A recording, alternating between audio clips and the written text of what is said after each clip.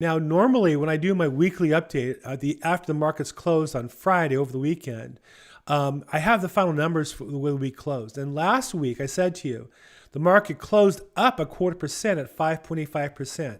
And that seemed to be significant, but the key part is that a prediction going forward? Oftentimes when the market ends on its high in mortgage rates or the low in stock markets, that's the beginning of a trend in that direction. And it looks like, at least to some degree, we hit that trend today. And I believe that's causing some challenges in our real estate market. Take a look at the numbers. We've been flirting with 5.5% for a few weeks now. But on Friday, we closed at 5.85, and then this morning we're at 6.125. We're a 0.25% higher than we were on Friday, 0.5% higher than we were at the beginning of just a week ago.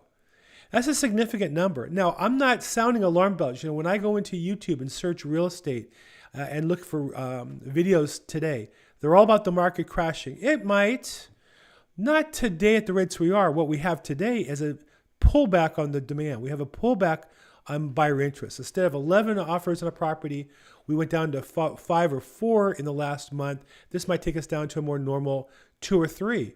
Inventory, where you have next to no properties available for sale. There'll be a couple in all the markets. So this is where we are today. Is this the beginning of a worse trend? Possibly. I always tell people I don't have a crystal ball. Truth is, I have a crystal ball. It's right behind me over my shoulder by the subscribe button, but it doesn't tell me where rates are going. I don't know. But I do know where rates are. And today, they're at the highest they've been in years. And more importantly, on a straight upward projectile, which could be a trend that continues. Just like gas went from $2.75 to $3 to $4 to $5. Yesterday I drove. Gas was $6 a gallon here in LA. Some places in the 7s. It happened so quickly. Mortgage rates might finally make that similar kind of move, and that might also change demand. I'm not saying it has yet, and I don't think it yet has and changed demand. We're probably still going to have more people buying houses than more people looking to buy houses than can buy them. But the intensity of that demand is going to go down. So what do?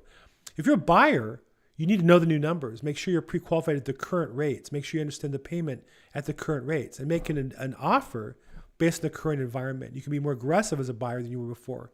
You can ask for concessions. You can get more on your plate. If you're in escrow as a buyer, you better recheck your mortgage rate and find out where you're at. And before you waive contingencies, make sure you like that loan rate and you're able to close on it.